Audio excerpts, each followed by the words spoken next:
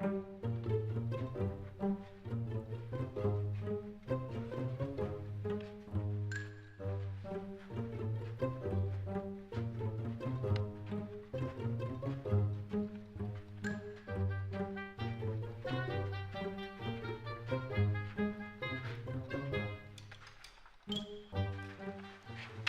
this Dungeon Mastery 101?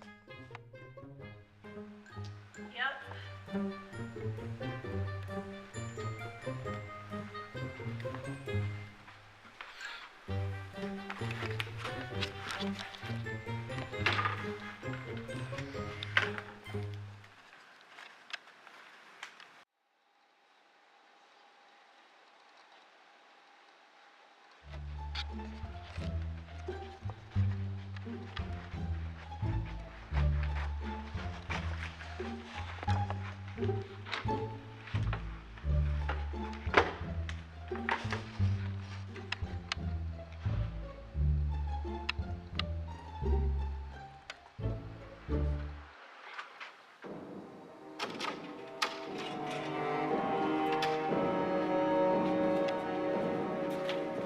Morning.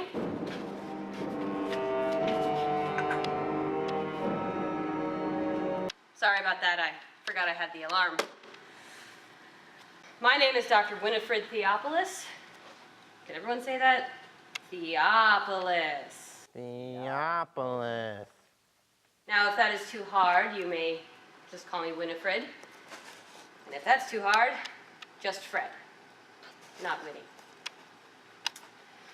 Now, this is Dungeon Mastery 101. I'm your friendly executioner.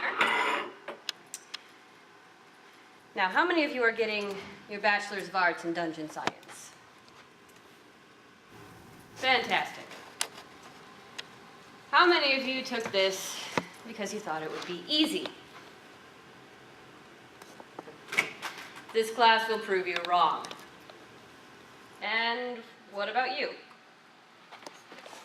I'm undecided. Well, hopefully this class will help you decide. Otherwise, I can show you a slow and painful exit. Now, as many of you are aware, dungeon mastering is not what it used to be. The job market is declining, and many people are having difficulty finding jobs as a dungeon master. But with an education from this school, hopefully you will have an edge on the competition and be able to crush them. Yes? Do you think that a re-release with new features could help bring about the new popularity in this field? Perhaps. Now, the word dungeon comes from the French word dun Jean.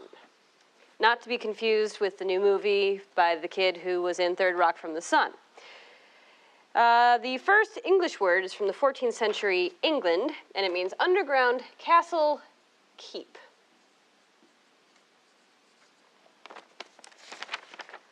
Ah, yes. Historians debate this, though, because the function of a dungeon master is much, much older than that. Ever since there have been people, there's been a need to lock them up. Keeps them out of trouble, and someone gets paid. Other sources point to the Anglo-Saxon word dung, which is not funny, but is probably more accurate. Now, the market really got going under William I. He flooded England with castles, killed a king, and started a lot of rebellions. Add those up, and you need a dungeon master. Now, of course, there was a small decline in people during the Black Plague, and no people, no one to lock up. Yes? Would you say then that the European medieval dungeon is the most accurate in terms of historical perspective? Of course. In this class, we try to be as Eurocentric as possible. Now, the Spanish revived the profession, and they contribute their success in this to a little misunderstanding between Henry VIII and the Pope over some marital issues. But now, the layout of the first dungeon was thus. Just a door and a lock, but that quickly became boring, so experiments were made. Sir Freddy, ma'am, Dungeon Master Lord, what would be the point? Players could easily find the door and escape. Unless of course, they rolled a a level 20 demon out of the chest in the corner, and then an escape could be made possible. Never mind. Clarification made. Right. Now, some say that the simple star system works the best, having the chambers surrounded by cells. Others swear by the box shape. Regardless, it is all about... All dungeon mastering books I have read point to the success of the maze. It confuses the players and it causes mayhem among the ranks. Regardless, it is all about the dungeon master himself, or herself, and the proper running of the place. She controls the environment with her mere presence. Then are you a believer in the dungeon master being subjectively dominant over playing a strong PNC? You keep using the word dungeon master, but I do not think you know what it means.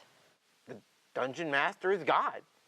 This is dungeon master, Dungeon and Dragon style, right? This is dungeon mastering literal style. Now, as I was saying, the most important thing that every dungeon master must know... The dice tell everything. Here's an idea. How about you roll the dice? If you get a nat 20, I'll give you an A, and you can leave. If not, you'll be our first demonstration. Challenge accepted.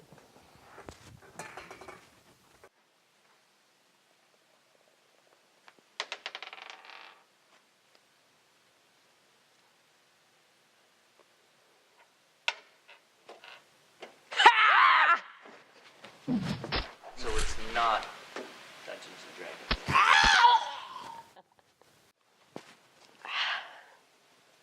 Dragons. The most important thing every dungeon master must know is that she is God.